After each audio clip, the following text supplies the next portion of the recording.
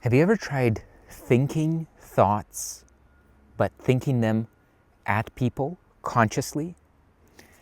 How many times have you had an argument in your own mind with somebody that you love or care about, or just somebody that's in your life, right? It's not often that in our mind we're arguing with politicians or big CEOs of random companies.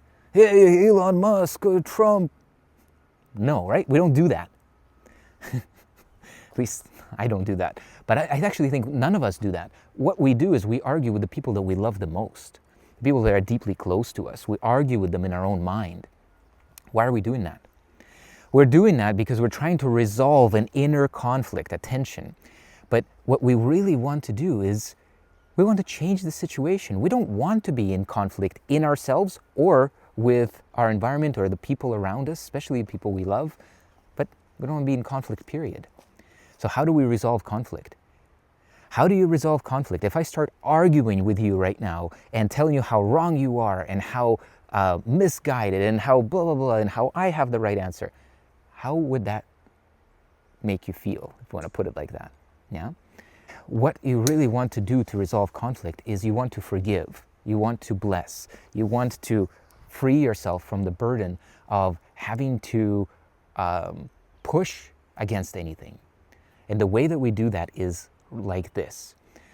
Number one, you notice that you're not at peace. You say, wow, I'm not at peace. That must mean that I've fallen asleep into an illusion of separation.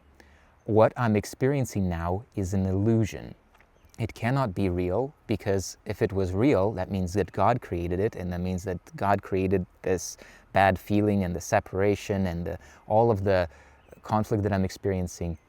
No, it must be a misperception on my part. I am willing to see this differently. Higher mind, perfect creation, Holy Spirit, whatever you want to call it, help me see this differently.